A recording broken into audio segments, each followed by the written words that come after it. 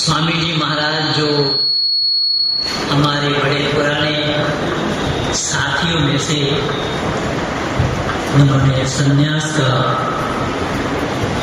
दीक्षा लिए हैं। यद्यपि जीवन उनका पहले से ही संन्यास वाला जीवन रहा, तथापि उन गृहस्थ और वानप्रस्थ वाला कपड़े को छोड़कर संन्यास आश्रम के लिए ऋषि मुनियों ने जिन वस्त्रों का चयन किया है, उन्हीं वस्त्रों को आपने धारण किया। भारतीय जनता पार्टी को छोड़कर सभी राजनीतिक पार्टियों ने भगवा भगवा चिल्लाना शुरू किया। तो इसके ऊपर मैं लिखा हूं कि जिसे तुम भगवा बोल रहे हो वो भगवा नहीं है, वो केसरी है, तुम्हें पता नहीं। पर ये लोग सत्य से कोसों दूर है, सत्य को जानते नहीं है। ये साक्षी महाराज के ऊपर कटाक्ष करते हुए IBN 7 चैनल वालों ने बोला, उसका जवाब मैं दिया हूं, YouTube में लगा है, आप देख लेंगे। और जो इंटरनेट में मेरे साथ जुड़े हैं, परमात्मा की असीम अनुकंपा है कि करोड़ों लोग इस समय मेरे साथ काम कर रहे हैं इंटरनेट पर, उन सबको मालूम है। तो मैंने कहा, अगर इस भगवे रंग से या इस केसरी रंग से आप लोगों को एलर्जी है,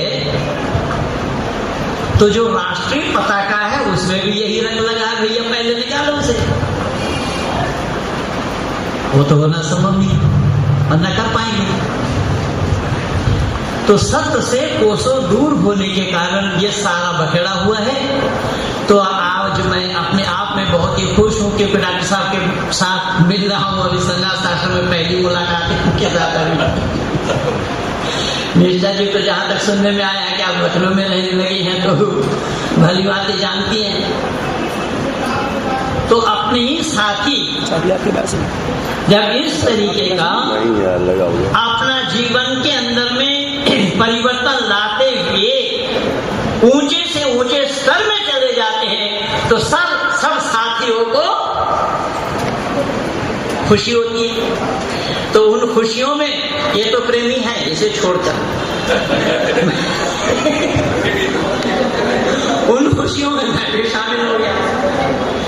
और निष्ठा जी तो बचपन से ही लगी है, इनके परिवार से ही विरासत में इनको मिला है। विरासत क्या है इनके, और विरासत में इनके नाना जी भी भजनोपदेशक कार्य समाज। तो ये जो परिपाटी परंपरा हम लोगों को मिला है, मैं दावा के साथ आप लोगों से निवेदन करूं कि ये ऋषि वरदेव दयानंद का आगमन न हुआ होता तो न ये राही जी मिलते और न हम रास्ता चलने वाले मिलते। इनके पिता भी आर्य समाज के बड़े अच्छे भजन उपदेशक रहे और परमात्मा की असीम अनुकंपा है। मैं निष्ठा से पहले ही प्रचार कार्य में उतरा हूं, 30 साल हो गए मुझे भी। इन सारे लोगों के साथ मेरा परिचय रहा है और आज खुशी हमारे माननीय अधिकारियों ने ऐसे बुला दी कि हमारे सारे पुराने साथियों को यहाँ पर बुला करके मुझे भी बुला कर। तो आज मैं अपने आप में बहुत खुश हूँ और खास तौर पर खुश इसलिए भी हूँ कि प्रातःकालीन सत्र का हमारा जो कार्यक्रम शुरू हुआ है वो वैदिक सिद्धांत से वो तो निष्ठा ये बहुत ही अनेक प्रमाणों के साथ वैदिक मान्यता और वैदिक संतति क्या है उसी को उजागर करने का बहुत अच्छे ढंग से प्रयास किया है। जिस वैदिक संस्कृति को दुनिया वालों ने जानने का प्रयास नहीं किया। अगर इस वैदिक संस्कृति को लोग जानने का प्रयास करते होते तो आज ये बखेड़ा न हुआ होता, जो कि मैं पहले बोला, गेरुआ को केसरी को भगवा कह के जो बदनाम करने का प्रयास कर रहे हैं, ये करना नहीं पड़ता। तो इसके लिए दोषी तो हम अपने आप ही हैं। किसी और पर दोष नहीं देता, दोष मैं अपने ऊपर ही लेता हूं कि जानकार लोग अगर औरों को जानकारी देते रहेंगे तो अनजानों की वृद्धि होगी या अनजानों की मात्रा में कमी आएगी? बंधु, हाथ जोड़ रहा हूं, विनती कर रहा हूं, बहुत जिम्मेदारी के साथ बोल रहा हूं। और मुझे खुशी है डॉक्टर आनंद प्रकाश जी जो हमारे बड़े पुराने मित्र हैं, साथी, उनके समाज में मैं आया हूं। बड़ी अच्छी जमावड़ा है अधिकारियों के, विद्वानों के और श्रोताओं के भी। भले ही 5 लोग, हमें भीड़ नहीं चाहिए, क्योंकि भीड़ भेड़ों की होती है। हमें भीड़ नहीं चाहिए, हमें क्वालिटी चाहिए, क्वांटिटी नहीं। और सुबह हम बल्कि अपने आपस में मित्र मंडली बैठ करके यही चर्चा भी कर रहे थे, तो हमारे माननीय डॉक्टर साहब ने कहा, बाबू आनंद प्रकाश जी ने, क्या अच्छाई है लेकिन आर्य समाज में कमी तो है। मैंने कहा प्रधान जी ऐसी बात नहीं, आर्य समाज में कमी नहीं है। आपने देखा होगा सोना चांदी की दुकानों में भीड़ ना के बराबर होती है, 2-3 खरीदार मुश्किल से पहुंचते होंगे दिन भर में। और एक शराब की दुकान में, शायद लखनऊ को छोड़कर, लखनऊ में शराब की दुकान में इतनी भीड़ नहीं होती होगी। तो जानने के बावजूद भी जो काम हमारे जिम्मे में था औरों तक पहुंचाने का, अगर हम सही अर्थों में जिम्मेदारी को निभाते होते तो आज ये नौबत, शायद आप लोगों को विश्वास नहीं हो रहा है इसीलिए हामी नहीं भर रहे हैं। चलो मैं विश्वास दिलाकर ही छोड़ूंगा। ये मत समझना कि भाई घनश्याम जी ही केवल जानते हैं, कलाकारी इनके पास है। मैं भी रखता हूँ पूरा कलाकारी। और ये तो हमारे पुराने साथी हैं, मैं तो मिला हुई की टीम में आकर लिया भी इन्हीं लोगों से हूं। शब्द पर ध्यान देना, मैं 94 में लिखा था इसी पर, शैतान की कहानी, इस हेडिंग पे। उन दिनों में मैं कानपुर से गाजियाबाद सन्यास आश्रम में हो गया था। कानपुर में भी रहा 4 वर्ष। सन्यास आश्रम गाजियाबाद पहुंचे हम, तो उन दिनों में 94 में सम्मेलन में तो हम थे ना, वहां जो शताब्दी। और आप लोग दाएं बाएं आगे पीछे देखना मत कि शैतान हमारे पीछे तो नहीं है। शैतान शब्द हमारा और आपका नहीं है। शैतान शब्द है कुरान और बाइबल का। अगर वैदिक संस्कृति में हम उसको लेना चाहेंगे तो हम ले सकते हैं। किस रूप में, किस नाम से ले सकते हैं? दुरात्मा के नाम से। दुरात्मा के नाम से हम ले सकते हैं।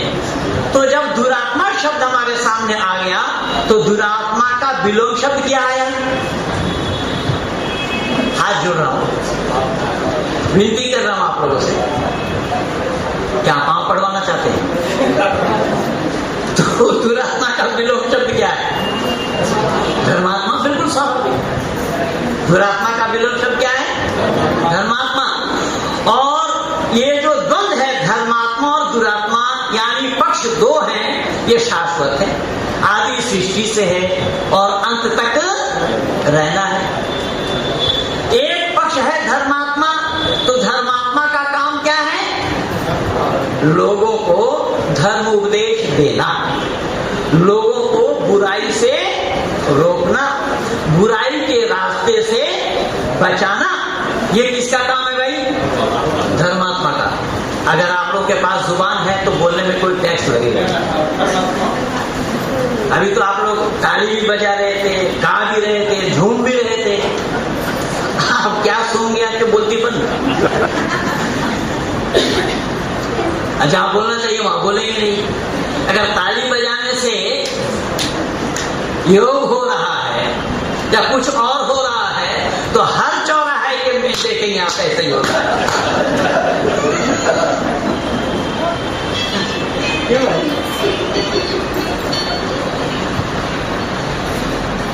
तो वो भी बात है, मौका मिला तो वो भी सुना दूंगा।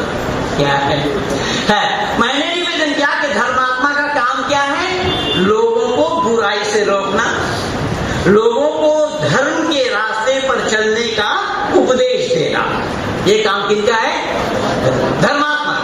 और दुरात्मा का काम क्या है? धर्मात्मा के उपदेश में जाने से रोकना। इसलिए तो यहाँ उपस्थिति ना के बराबर है। जबकि इतनी पुरानी आर्य समाज है, पुरानी आर्य समाज है। अब आर्य समाज को रंगाई पुताई का समय भी नहीं मिला था, वो उस समय ही रंगाई पुताई कर रहे हैं। ये समय एक सप्ताह पहले क्यों नहीं मिला है मैं नहीं जानता हूं, विचार कर लेंगे अधिकारी वर्ग। लेकिन सब पर ध्यान देना, मैं क्या कहना चाह रहा हूं। दुरात्मा का काम क्या है कि धर्म उपदेश में मत जाना, आर्य समाज मंदिर में प्रवेश न करना। पर ऋषि दयानंद ने तो बनाया था आर्य समाज, और समाजियों ने बनाया आर्य समाज मंदिर। तो मंदिर में तो काम वही होंगे जो और मंदिरों में होते हैं। ऋषि दयानंद ने मंदिर नहीं बोला, न मंदिर लिखा कहीं, केवल आर्य समाज लिखा है, आर्य समाज बताया है।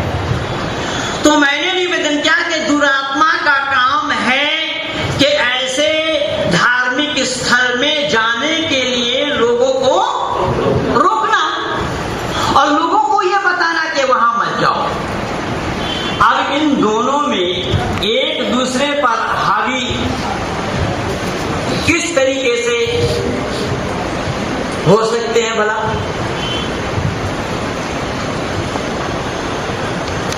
हावी इस तरीके से हो सकते हैं अगर धर्मात्मा सही अर्थों में बलवान है।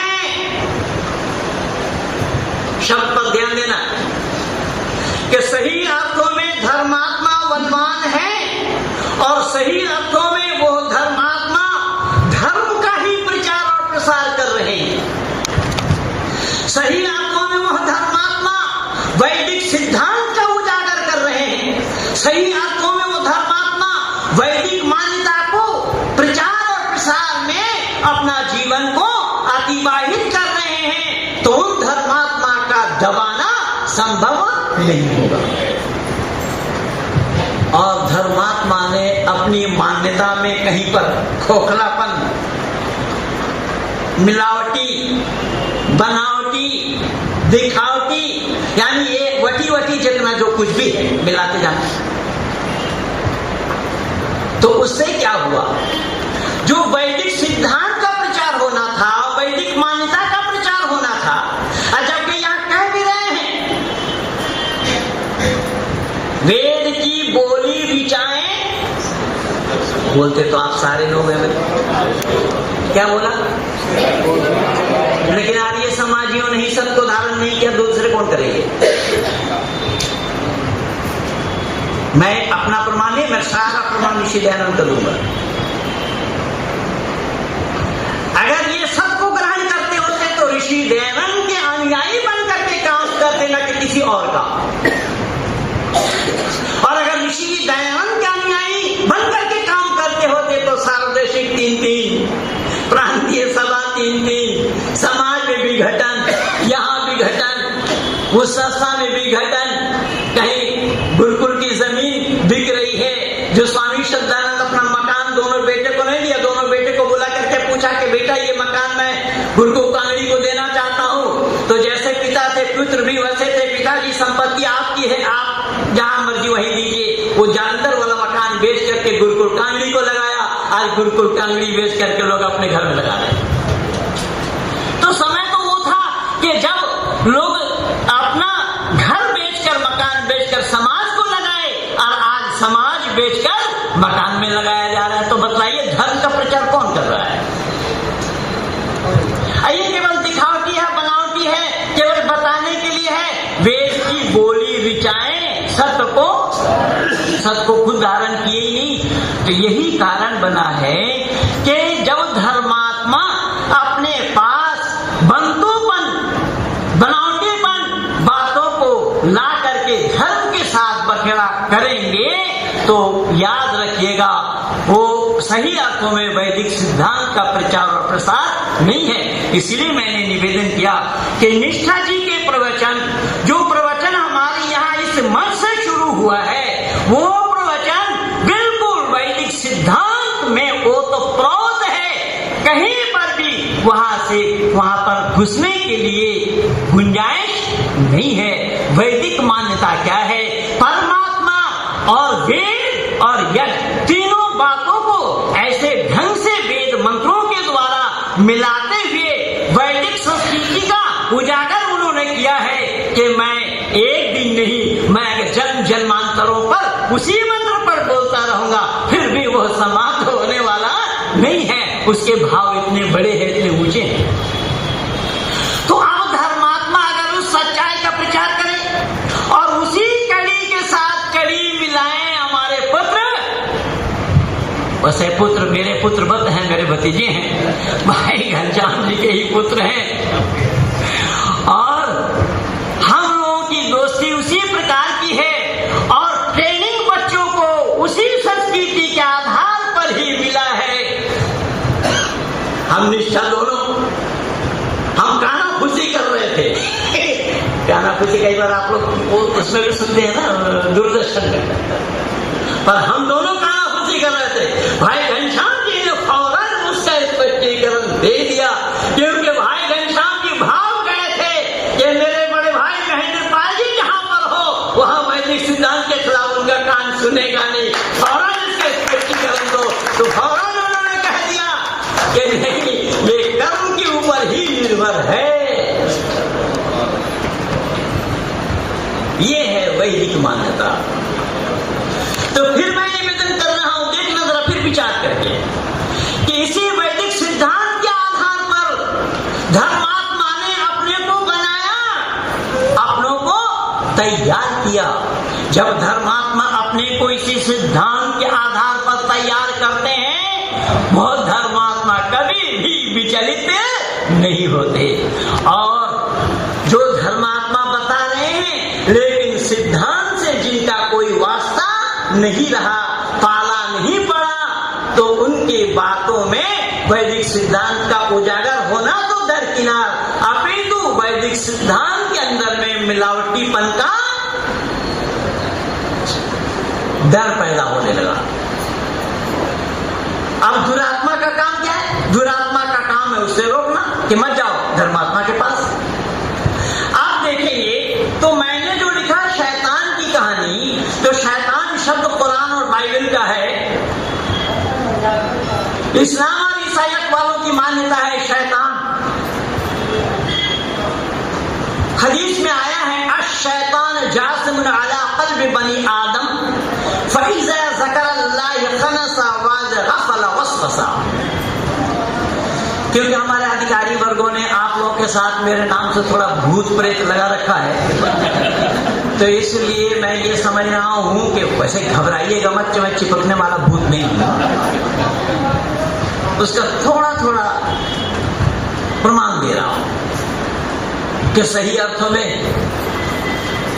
ये भूत है या चुड़ैल, उसका कुछ प्रमाण सामने आ जाए। तो यहां हदीस में आया है, अश-शैतानु जासिमुन अला क़ल्बि बनी आदम, कि शैतान जब बनी आदम, उसको कहा गया समग्र बनी नौ इंसान को, मानव मात्र को। तो इस्लाम वाला और बाइबल वाला मानता है कि आदम के ही ये सारे संतान हैं, और आदम एक पुरुष और उनकी स्त्री महिला हवा एंड ईव, इन दोनों से ही दुनिया बनी है। लेकिन वेद के सिद्धांत के आधार पर जय कृष्ण बोल के उस मंत्र में सारा भाव है, ये उसी मंत्र में ही ये सारा भाव है। इसीलिए वेद में ही आया है ना, अरे मुझे देखने की बात क्या करते हो, पश्य काव्य, मेरे काव्य को देखो, मुझे मत देखो। तो मेरे काव्य को देखने से क्या होगा? बोले उस काव्य को देखने से, रचना को देखने से, अभी भाई घनश्याम जी सुना रहे थे ना कि उसकी रचना वो बनाने वाला कैसा बनाता है, वो उसकी रचना कैसी हो रही है। हमारी और आपकी बनाना या रचना हम बाहर से करते हैं और उसका अंदर से होता है। और हमारी और आपकी जो रचना है या कारीगरी है, हम दूसरे के सहयोग के बिना बना नहीं पाते हैं। और वो कारीगर एक ऐसा कारीगर है जो बिना किसी का सहारा लिए बनाता है। लेकिन अब इसको देखिएगा कि कहां कहां पर हमारा भेद है। वेद के साथ मान्यता कहां कहां किन किन लोगों का नहीं है। तो इसमें आप जान जाएंगे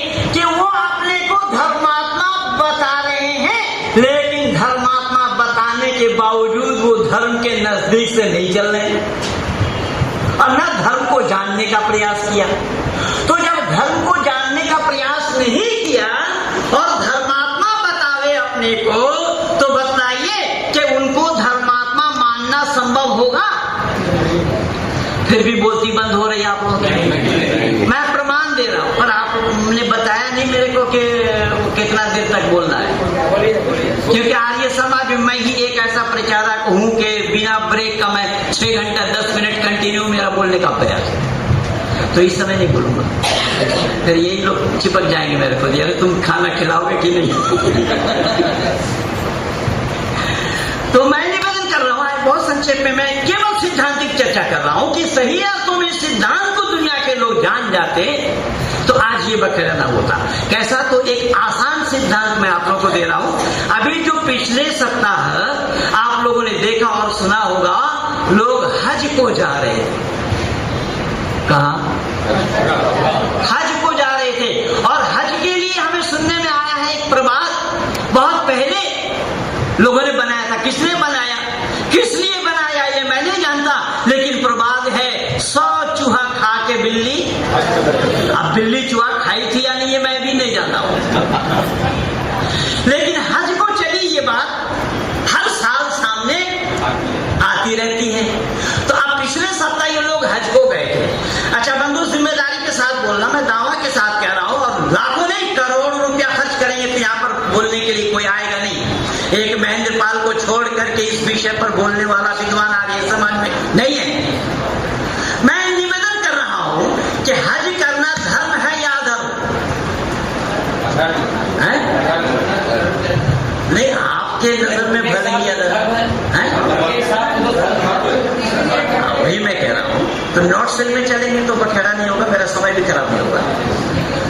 धर्म हज करना जो करते हैं, इसको मिला दीजिए, जो करते हैं उनके लिए धर्म, ठीक है।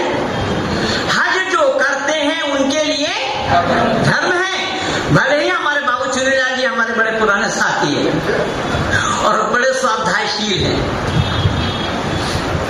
ये केवल मेरी पुस्तक नहीं अपितु वैदिक सिद्धांत को इन्होंने नजदीक से टटोलने का बड़ा प्रयास किया है।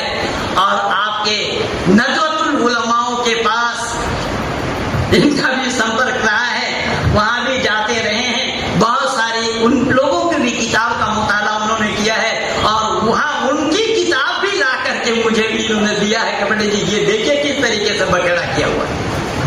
तो फिर मैं निवेदन कर रहा हूं, देखना कि जो लोग हज कर रहे हैं उनके लिए क्या है? धर्म है। जो धर्म करते हैं तो धर्म करने वालों को लाभ होता है कि किसी और को? हाथ जोड़ रहा, मैं विनती कर रहा हूं, फिर आनंद लीजिएगा। यह आनंद कहीं मिलेगा नहीं, ये आर्य समाज को छोड़ करके कहीं नहीं मिलेगा, मैं दावा के साथ कह रहा हूं। क्योंकि आर्य समाज की मंच जन्मकाल से ही इसी का ही प्रतिपादन किया है। आर्य समाज ने वेद के सामने में किसी को खाता खोलने नहीं दिया है। और इंटरनेट पे भी देखेंगे, महेंद्र पाल ने भी वेद के सामने में किसी को खाता खोलने नहीं दिया। अब इंटरनेट पे एक महेंद्र पाल को छोड़ करके दूसरा कोई आर्य समाज नहीं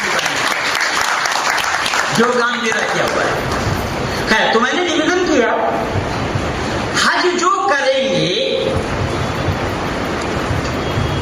वो धर्म समझ करके करेंगे तो उसको वो करने से उनको व्यक्तिगत लाभ होगा, ना कि पड़ोसी को लाभ होगा, ना उनके साथी और संगी को लाभ होगा, ठीक है। तो धर्म व्यक्तिगत मामला हुआ या सार्वजनिक मामला हुआ? व्यक्तिगत मामला हुआ। और धर्म व्यक्तिगत, वो भी हम लोग जो ये संध्या आदि करते हैं ना माइक बजा करके, वो भी हमारे यहाँ निषेध है। माइक बजा करके समझाने का, वो आत्मिक कल्याण के लिए, अपनी आत्मा का शुद्धिकरण है। तो इसीलिए उन 19 मंत्रों का उच्चारण करना, उस पर चिंतन और मनन करना, वो अपने शुद्धिकरण के लिए, अपनी तैयारी के लिए है। अपने आप तैयार हो, उसमें दिखावटी नहीं, बनावटी नहीं, उसमें किसी प्रकार का कोई भी आडंबर की बात नहीं है। तो उस संध्या को जो हम करेंगे वो व्यक्तिगत हमें लाभ होगा या किसी और को हमें लाभ होगा। तो हर जगह यही बात सुनने में, देखने में और पढ़ने को हमें और आपको यही मिल रहा है कि धर्म का आचरण जो करेगा या धर्म पर जो आचरण करेगा व्यक्तिगत उसी को ही लाभ होगा। तो व्यक्तिगत हज करना, हज करने वाला जो धर्म मानते हैं हज करने से व्यक्तिगत उनको लाभ होगा, तो अपने लाभ के लिए अपना खर्च करके ही उस लाभ को पाना चाहिए या सरकार के अनुदान से उस लाभ को पाना चाहिए? जो फेसबुक में जुड़े हैं भाई, आप तो है नहीं मेरे साथ, तो देखिए आप यहाँ देखिए भाई, फेसबुक में उसी हज वाला दिन में यही लिखा कि भारत सरकार के अनुदान से हज करना, हज पूरा नहीं होगा। मैं नहीं कह रहा हूं, कुरान में अल्लाह के फरमा रहे हैं कि हज वो करिए जो मक्का मदीना तक आने जाने का सामर्थ्य रखे, खर्चा जिसके पास हो उसके लिए हज फर्ज है, न कि लखनऊ का एक रिक्शा वाला पर हज फर्ज है। समझ में आई बात? जबकि इस्लाम की बुनियाद 5 चीज पर है, कलमा पढ़ना, नमाज पढ़ना, रोजा रखना, ज़कात देना, हज करना। ये इस्लाम की बुनियाद है, फाउंडेशन ऑफ इस्लाम, भीत है, पिलर है। अब ये पिलर, इसमें उनको छूट मिल रही है, किनको? कि उनके लिए हज करना फर्ज नहीं है जो लखनऊ के सड़क पर रिक्शा चला रहे हो। देखिए धर्म तो उसका भी है, लेकिन उसको छूट है। छूट क्यों है? वो इसलिए छूट है, अल्लाह ने कहा अगर वहां तक जाने आने का खर्चा तुम्हारे पास नहीं है तो तुम ना करो। मैंने वहां ये सवाल उठाया कि जो आने जाने का सामर्थ्य रखता है उसके लिए हज फर्ज है, और उस हज में जाकर के क्या करेंगे? वहां जिद्दा पहुंचते ही ये कहना चालू हो जाएगा जिसको तलबिया कहते हैं, अल्लाहुम्मा लब्बैक अल्लाहुम्मा लब्बैक अल्लाहुम्मा लब्बैक, ऐ अल्लाह मैं हाजिर हूँ, ऐ अल्लाह मैं हाजिर हूँ, ऐ अल्लाह मैं हाजिर हूँ। इसका मतलब ये हुआ उससे बाहर अल्लाह कहीं भी नहीं है। फिर वहां हाजिरी लगाने के क्या मतलब है? अब यहाँ जो वैदिक सिद्धांत, जिस वेद मंत्र को हम सुन रहे थे, जिस रचनाकार की बात को सुन रहे थे, उस रचनाकार की मान्यता देखिएगा जरा। ईशावासमिदं सर्वम एक शब्द में ही उठाकर रखिए भैया, मिलेगा जाओ ना। वो ईशवास करने वाला है हर जगह। जाओ तो तुम घर बता दी। अर्थात कोई ऐसा जगह खाली नहीं कि जहां पर परमात्मा न हो।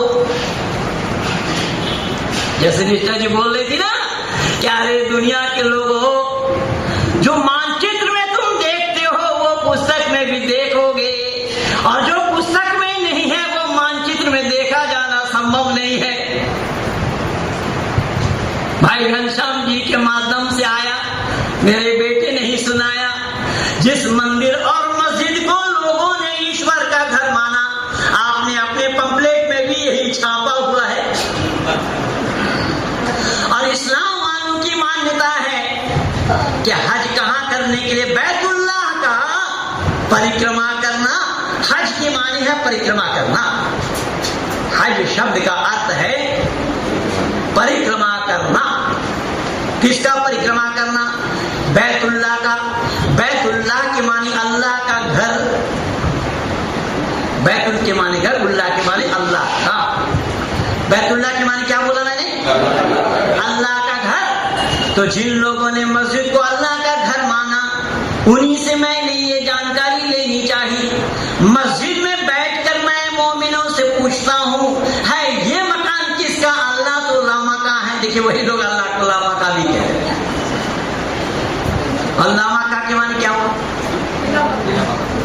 जिसका घर द्वार नहीं है। जब वो लामका है तो लामका होने के बावजूद भी तुमने बैतुल्लाह बता दिया, उसका घर मान लिया, तो उसका घर मानना इसलिए शायर ने बहुत ही सुंदर कहा कि जाहिद पीने गई शराब मुझे मस्जिद में बैठकर या तो वो जगह बता दे जहां पर खुदा नहीं है।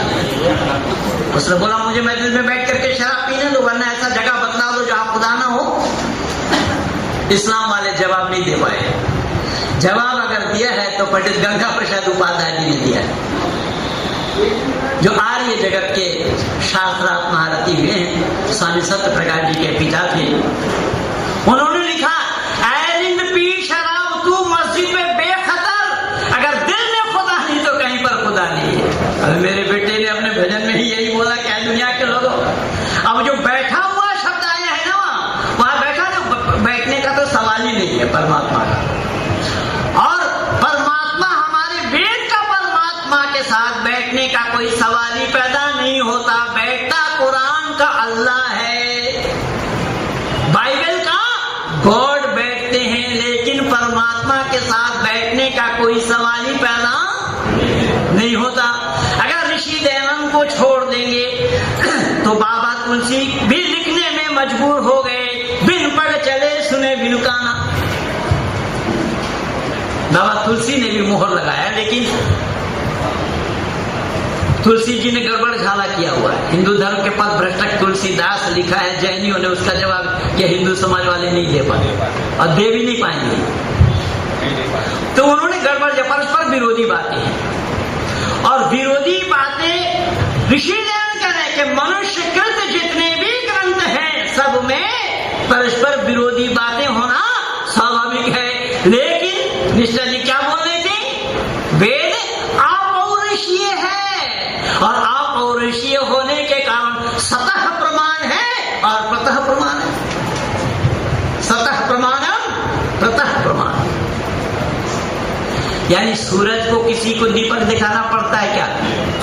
सूरज निकलने से अपने आप अंधेरा दूर हो जाता है। लेकिन कुरान और बाइबल वालों ने तो सूरज को ही बनाया चौथा दिन में। जब मालूम बिना सूरज का दिन का पता उनको कैसे लगा? मैंने कहा कुरान कह रहा है वलक़द ख़लक़ना समावाति वल अर्द फी सित्तति अय्यामिन सुम्मा इस्तवा अलल अर्शि युदब्बिरुल अम्र युफ़स्सिलुल आया। एक दो जगह नहीं, चार जगह कहा गया। अल्लाह ने कहा कि वलक़द ख़लक़ना समावाति वल अर्द फी सित्तति अय्याम, अल्लाह ताला ने जमीन और आसमान को बनाया 6 दिनों में। सुम्मा इस्तवा अलल अर्श, और 7वां दिन अर्श पर जा बैठा। तो वहां बैठने वाला अल्लाह है, लेकिन परमात्मा के साथ बैठने का कोई सवाल ही पैदा नहीं होता, क्योंकि यहाँ पर अछुक्रम अकायम शब्द आया है। बैठने का तो सवाल होगा इसलिए नहीं। परमात्मा की कोई काया नहीं, कोई प्रतिछवि नहीं, कोई प्रतिमूर्ति नहीं है, इसलिए बैठने का कोई सवाल ही पैदा नहीं होता। लेकिन अल्लाह का प्रतिछवि है, अल्लाह व्यक्ति विशेष का नाम है। जो 7वां आसमान पर बैठते हैं, तो अल्लाह ने कहा 6 दिन में जमीन और आसमान को बनाया और 7वां दिन आराम किया। बाइबल भी इस पर मोहर लगाया, 6 दिन में जमीन और आसमान को बनाया, 7वां दिन आराम किया। अगर कोई कहे कि साहब यह अर्श सूरज को बनाए बिना अल्लाह को 6 दिन का पता कैसे लगा? तो फेसबुक में एक मौलाना साहब ने लिखा कि साहब अल्लाह ने पहले सूरज को बनाया। मैंने कहा आप जान करके बोल रहे हैं क्या अनजान में? बोले नहीं नहीं, हम ठीक जवाब दे रहे हैं कि अल्लाह ने पहले सूरज को बनाया। मैंने कहा मौलाना साहब आपने लिखने के लिए लिख तो दिया है, लेकिन जानकारी से नहीं लिखा। बोले क्यों? मैंने कहा अल्लाह ने अगर सूरज को बनाया तो सूरज को रखा कहां? भाई जगह के बिना, जैसा ये माइक है, अगर यहाँ खाली जगह ना हुई होती तो माइक का रखना संभव था। बैठने के लिए सारे विद्वान जन पहले से बैठे रहते होते तो महेंद्रपाल कहाँ बैठता? जगह पहले चाहिए ना, इसीलिए आकाश आलू आए। वेद में क्या जवाब आया देखिएगा। वेद कहता है स्पेस पहले है, स्थान पहले है। स्थान के बिना हवा का झोंका आना संभव नहीं है। तो सृष्टि के जो क्रम है इस क्रम को भी आप देखेंगे जो कुरान और बाइबल इसके सामने में खड़ा नहीं रह सकता। अब कोई कहे कि साहब वो कुछ और बात के लिए है, तो मैं दूसरा प्रमाण यहां देना चाहूंगा कि अल्लाह ताला ने सभी फरिश्तों को बुलाकर कहा, वइज़ क़ाल रब्बुका लिल मलाइकति इन्नी जाइलुन फिल अर्द खलीफा क़ालू अतजअलु फ़ीहा मन युफ़्सिदु फ़ीहा व यस्फ़िकु द्दिमाअ व नहनु नुसब्बिहु बिहम्दिका व नुक़द्दिसु लक क़ाल इन्नी अअलमु मा ला तअलमून वअल्लम आदम अल-अस्माअ कुल्लहा थुम्मा अरदहुम अलल मलाइका फ़क़ाल अंबिउनी बिअस्माइ हाउलाइ इन कुंतुम सादिक़ीन। आर्य समाजी लोग ये मत समझना कि गला केवल निष्ठा के पास है और घनश्याम के पास है, गला भी महेंद्र पाल के पास है, लेकिन मैं गाता थोड़ी। देखिए यहाँ पुरानी भाषा में अल्लाह ने क्या कहा, सभी फरिश्तों को बुलाकर अल्लाह ने कहा मैं एक प्रतिनिधि बनाऊंगा, मिट्टी ले आओ। सबने मना किया। एक फरिश्ता मिट्टी लाया, मिट्टी लाने के बाद अल्लाह ने उसका पुतला बनाया, स्टैचू, मूर्ति बनाने के बाद अल्लाह ने उसमें रूह फूंक दिया। या अय्युहर रूह उदखुल फी हादिहिल जसद, ऐ रूह तू दाखिल हो जा इस आदम के शरीर में। मैंने इस्लाम जगत से सवाल किया कि अल्लाह को वो रूह मिली कहां से, किन किन मटेरियलों के माध्यम से उस रूह को बनाया अल्लाह ने। इस्लाम मौन है और बाइबल के मानने वाले भी मौन है। बिना रॉ मटेरियल्स के सामान का बनाना संभव होगा? इसीलिए भाई घनश्याम जी ने मोहर लगा दिया, वो 3 की आवश्यकता होती है, साधारण कारण, निमित्त कारण और उपादान कारण। ये जो देख रहे थे ना कि तीनों, यानी तीनों के बगैर किसी चीज का बनना संभव नहीं है। ऋषि दयानंद ने अपने अमर ग्रंथ सत्यार्थ प्रकाश के प्रथम समुल्लास में एक कुम्हार का उदाहरण दिया, हवाला दिया। मिट्टी, चाक और बनाने वाला कुम्हार, तीनों के बगैर नहीं बन सकता कोई भी सामान। ऋषि ने उसको ईश्वर, प्रकृति और जीव केवल बोला नहीं, ऋषि ने वेद का प्रमाण दिया। तो यहाँ तीनों के बगैर किसी चीज का बनना संभव नहीं है, लेकिन अल्लाह ने वहां रूह बनाई और अल्लाह ने आदम में प्रवेश किया, तो वो रूह अल्लाह ने बनाया किस चीज से?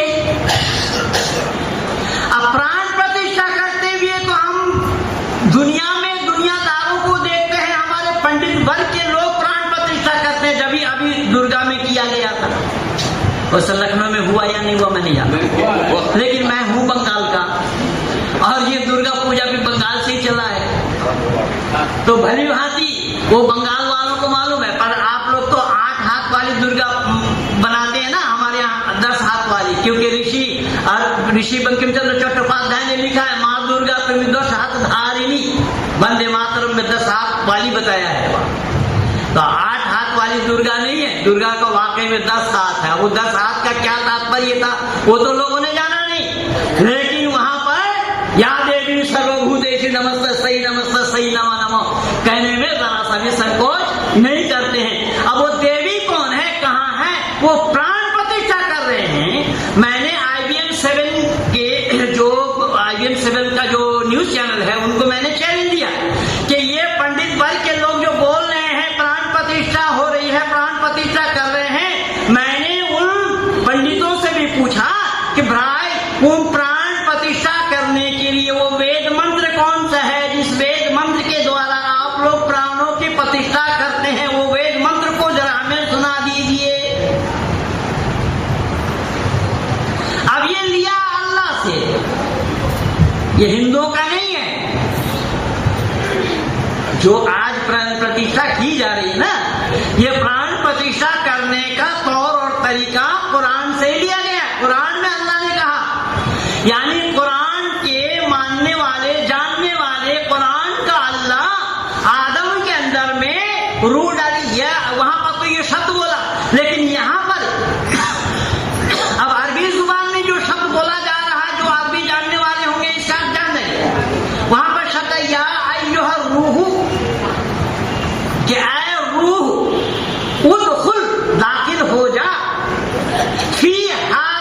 नहीं क्या?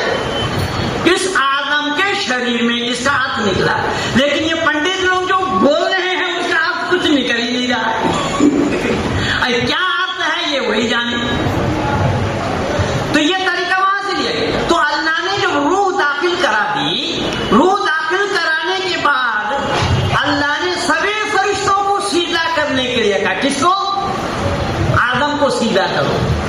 सभी फरिश्तों ने सीधा की, लेकिन जो मिट्टी लाया था उसने सीधा नहीं किया। अब शैतान तो नाम बाद में पड़ा उसका। इल्ला इब्लीस अबा वस्तकबर व कान मिनल काफिरीन, वो शब्द बाद का है जो अब उस पुस्तक में मैं लिखा हूं ना। ये मुशफिक सुल्तान को जवाब देकर फंसाया इस्लाम को, उसी पुस्तक में मैं ये दर्शा दिया। मैं समग्र इस्लाम जगत को मैं बिल्कुल यहाँ पर निरुद्ध कर रखा हूँ। इस्लाम जगत को की बोलती बंद है। यहाँ पर अल्लाह ने कहा, सलाम किया, सलाम अला इब्राहिम, सलाम अला यासीन। अल्लाह सलाम कर रहे हैं पैगंबरों को। तो मैंने क्वेश्चन मार्क के अंदर में वो आयत लगाई और मैंने कहा कि अल्लाह अगर सलाम पैगंबरों को करे तो पैगंबर बड़ा, अल्लाह बड़ा। यहाँ उर्दू में मैं लिखा हूँ कि कुरान में गैर साइंस की बातें भरी पड़ी हैं। मैं पूरी जिंदगी इसका हवाला दे सकता हूँ, कोई आवे तो सही। और ये मुझे लिखना पड़ा कि इंटरनेट पे आज से लगभग 14 साल पहले 5 पृष्ठ मेरा डाला हुआ था। इस्लाम जगत के विद्वान से कति का प्रश्न सही जवाब मिलने पर इस्लाम स्वीकार। तो उन प्रश्नों का जवाब देने का प्रयास किया। ये डॉक्टर जाकिर नाइक का एक चेला है, इसका नाम है मुशफिक सुल्तान, श्रीनगर का रहने वाला है। इसने प्रयास किया मुझे जवाब देने का, मेरे सवालों का जवाब देने का, लेकिन वो सवाल को तो छू नहीं पाया। जवाब वो क्या देगा? मैं तो कयामत तक इन लोगों को समय दे रखा हो। तो इसने जवाब दिया कितने पेज में? 54 पेज में। मैंने उसका जवाब लिया 154 पेज। मैं बकायदा इसका सारा फिगर दे करके डाला हूँ कुरान का आयतों को, और इसमें कहाँ देखिए वो इंग्लिश वाला प्रकरण में सारा इसमें डाल रखा हूँ। इसमें मैं सारा कुरान का हवाला दिया हूँ और वेद का भी प्रमाण दिया हूँ। तो मैंने निवेदन किया कि इसको मैं कैसे फंसा, मैं क्यों फंसा था, वो अपने आप फंसा है। तो जब अल्लाह ने सीधा करने के लिए कहा, सब फरिश्ते भी सीधा में गिरे, लेकिन वो सीधा नहीं किया जो मिट्टी लाया था। तो मैंने यहाँ पर सवाल उठाया कि वो फरिश्ता जो था उसने अल्लाह के सामने उंगली नचा कर कहा, मैं गुमराह करूंगा उसी को जो तेरे सीधा रास्ता पर होगा। अल्लाह ने कहा तू उसको गुमराह नहीं कर सकता जो मेरे रास्ते पर होगा। अब यहाँ पक्ष दो हो गया। क्या क्या? अल्लाह ने कहा कि इसको सीधा कर, सबने मना किया। अज़ादिल ने मना किया, सबने सीधा की, लेकिन उसने बोला कि मैं नहीं करता। क्यों नहीं करते? कि मैं बड़ा हूं, मैं पहले हुई से, मैं आग से पैदा हुआ हूं। बिल्कुल वो बता रहा, मैं आग से पैदा हुआ हूं। तो वाकई में वो आग से पैदा था, बड़ा था, इससे पहले का था, वो तो कायदे की बात कर रहा है। लेकिन अल्लाह ने कहा कि नहीं, इसको सीधा नहीं करता तो निकल जाए यहाँ से। वो मैं निकलूंगा मैं तब जब मेरी मजदूरी दे दो। मैं इतनी जो इबादत की, मेरी मजदूरी दो। तो अल्लाह ने बोला क्या मजदूरी चाहिए? तो बोले मैं हर लोगों के नस नाड़ी तक पहुंच सकूं। शब्द पर ध्यान देना, क्या बोला जाता है। जो मैं शैतान की कहानी बोला था वो यही समाप्ति की ओर है कि हर इंसान के नस नाड़ियों में मैं पहुंच सकूं और जो तेरे सीधा रास्ते पर है उसको मैं भटका सकूं। अल्लाह ने कहा तू भटका नहीं सकेगा जो मेरे रास्ते पर होगा। तो मैंने सवाल उठाया कि आदम जो शैतान के बहकावे में आ गया, अल्लाह ने जिसको खाने के लिए मना किया शैतान उसे ही खाया, तो शैतान अल्लाह के रास्ते पे था या नहीं? पर इस जवाब देने वाले ने लिखा हाँ, कुछ देर के लिए हजरत आदम अलैहिस्सलाम अल्लाह के रास्ते से भटक चुके थे। मैंने कहा अगर कुछ देर के लिए अल्लाह के रास्ते से भटक चुके थे तो कुछ देर के लिए ही शैतान के सामने अल्लाह की हार हुई।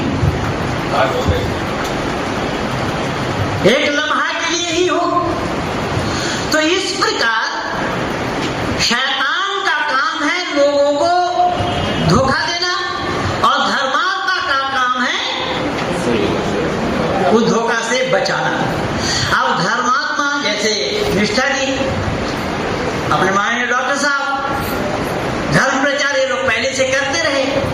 एक बार की बात है कि धर्मात्मा चले जा रहे थे, पैदल का रास्ता था।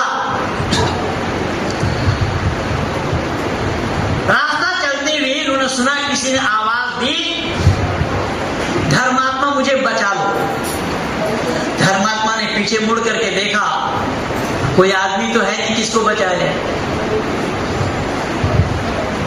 भाई पानी वहीं रख जा, बस मैं 5 मिनट में खत्म कर रहा हूं।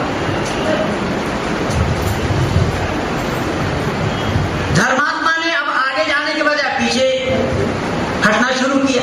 पीछे गया तो सड़क के किनारे एक आदमी लहूलुहान अवस्था में पड़ा है। मैं समझ रहा हूं आप लोगों के खलबली को, छटपट कर रहे हैं आप लोग। नहीं, मैं लावारिश नहीं हूं।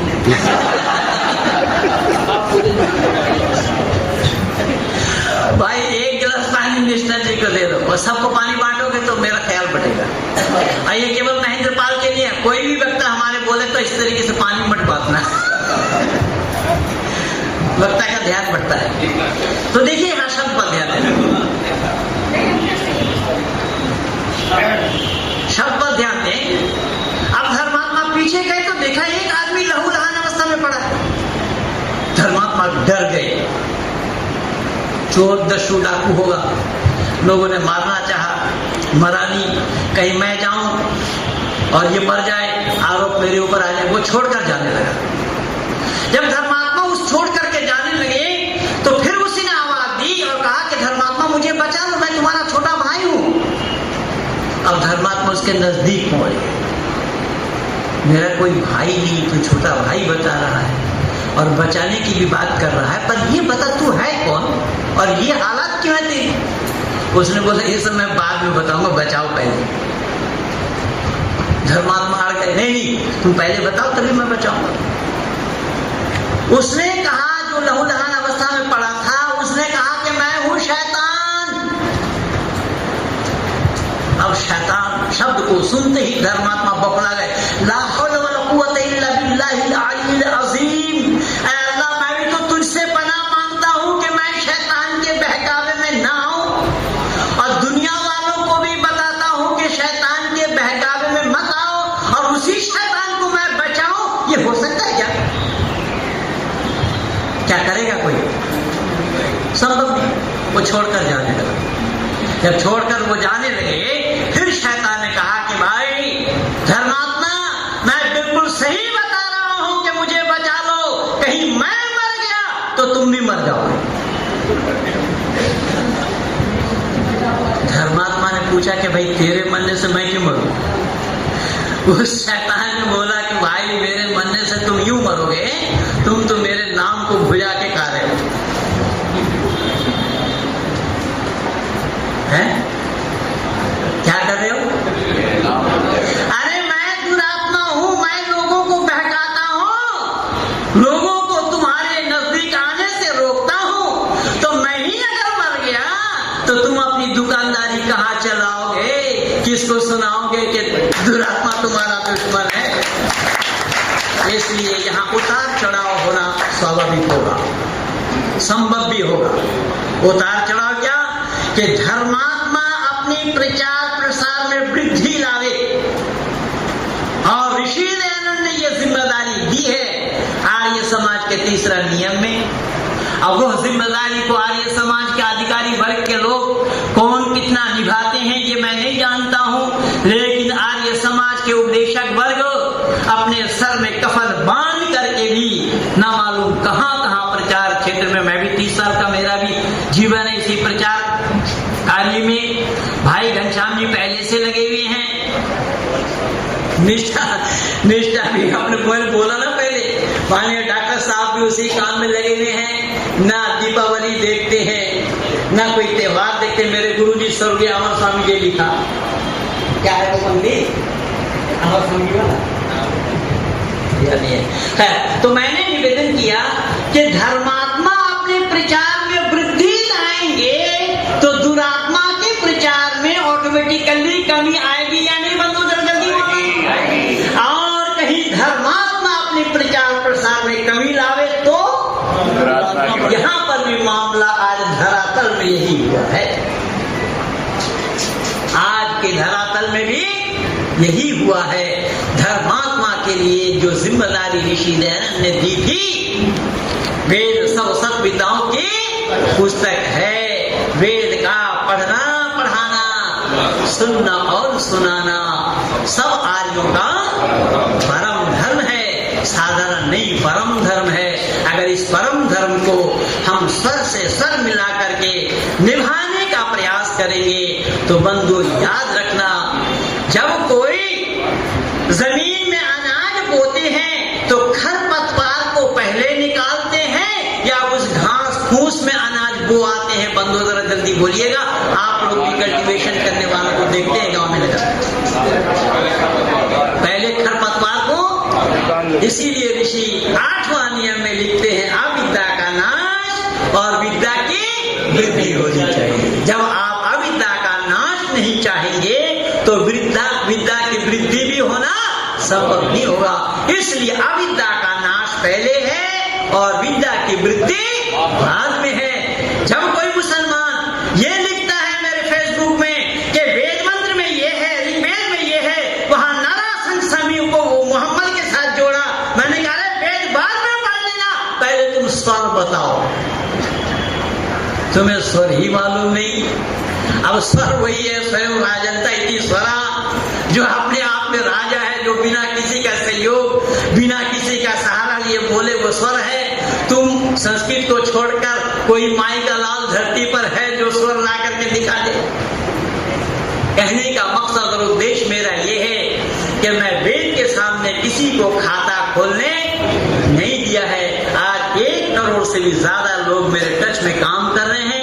मैं 15,000 मुसलमान, जो अपने को मुसलमान कहते हैं, जिसमें सऊदी अरबिया से पढ़ करके आए हैं, ऐसे लोगों को भी मैं डिबेट में हरा करके वैदिक धर्मी बनाया हूँ, जो आज इंटरनेट में वेद पढ़ा रहे हैं, पढ़ा रहे हैं।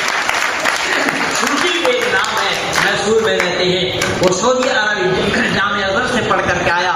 8 दिन मेरे साथ डिबेट में रहा एक ईश्वरवाद पर। मैं उसको एक ईश्वरवाद, इस्लाम के एक ईश्वरवाद सिद्ध होने नहीं दिया, सिद्ध नहीं कर पाया। इंटरनेट में अभी भी चल रहा है, देखेंगे आप। तो कहने का तात्पर्य मेरा ये है कि सत्य और असत्य ये पक्ष दोनों हैं। सत्य का प्रचार प्रसार में अगर धर्मात्मा वृद्धि लाएंगे तो असत्य के प्रचार प्रसार में अपने आप कमी आएगी। यहाँ पर शर्त है। इसलिए वेद को सही अर्थों में जानना ये हमारे और आपके लिए परम कर्तव्य है। जब हम खुद जान जाएंगे तो औरों को भी जानकारी देने का प्रयास करेंगे। माननीय डॉक्टर साहब को, बाबू आनंद प्रकाश जी को भी मैं आश्वस्त करता हूँ कि अगर आर्य समाज में कमी आई, आप कह रहे हैं, तो आर्य समाज में कमी आती होती तो मौलाना महबूब अली, महेंद्र पाल बनने की कोई बात न हुई होती और न आज 15,000 मुसलमानों को मैं वैदिक धर्मी बना पाता होता। 600 हिंदू घराने की लड़की जो मुसलमान बन चुकी थी उनको मैं वापस लाया हूँ। यूट्यूब में आप देखेंगे, वहां पर सुदर्शन न्यूज चैनल के माध्यम से जो लव जिहाद का एक प्रसंग चल रहा है, उस लव जिहाद को भी उजागर किया था सुदर्शन न्यूज चैनल वालों ने। सुदर्शन न्यूज चैनल में बैठ करके वहां पर लव जिहाद के ऊपर मेरी 2 रिकॉर्डिंग है। यूट्यूब चैनल खोलेंगे आप, महेंद्र पाल आ रही है, तो मेरा जितनी भी रिकॉर्डिंग 150 लगभग है वो सब पा जाएंगे आप वहां पर। तो कहने का मकसद और उद्देश्य ये है कि ऋषि दयानंद के मंतव्यों को खत्म कर देना कभी भी संभव नहीं होगा। क्यों? कि सत्य में विजयते ननितम सत्येन पंथा विदतो देवयाना। सत्य का हमेशा जय ही होता रहा है, होता रहेगा। सत्य को कोई दबा कर रख नहीं सकते हैं, लेकिन हाँ हो सकता है स्लो हो जाए, अरे धीमी गति हो जाए, लेकिन उस धीमी गति में आप लोगों को तेजी लाने के लिए आप लोगों का सहयोग अनिवार्य है। और यही सहयोग आप देख रहे हैं। माननीय मंत्री जी हमारे, जबकि मंत्री जी मेरा सबसे पहला ही व्याख्यान मेरा ही सुन रहे हैं, लेकिन मैं बहुत पहले से जानता हूँ। बाबू कैलाशनाथ जी के साथ माननीय मंत्री जी अधिकारी रहे हैं और मैं पहले से ही परिचित हूँ। अब इस उम्र में भी 92, 93 में रन कर रहे हैं। मेरे गुरु जी अमर स्वामी जी भी इसी तरीके से 92, 93 तक वो भी काम करते रहे। अब इन्होंने सारे साथी संगियों को छोड़ दिया, सब साथी संगी इनके छोड़ करके चले गए, वो परमात्मा के प्यारा हो गए। निष्ठा तो कह गई कि स्वर्गीय बोल रहा हूँ, खैर कुछ भी हो, लेकिन माननीय मंत्री जी अभी भी लगे हुए हैं और मैं परमात्मा से प्रार्थना यही करूंगा माननीय मंत्री जी के लिए कि जब हम जीवे में शरणागतम कहते हैं परमात्मा से, माननीय मंत्री जी उसी को प्राप्त करें। इन्हीं शब्दों के साथ इस समय मैं अपनी वाणी को यहीं पर ही विराम दे रहा हूँ। और जो मेरी लिखी हुई पुस्तक है, 3 पुस्तक मैं इस समय ला पाया हूँ। एक पुस्तक अभी समाज को देंगे।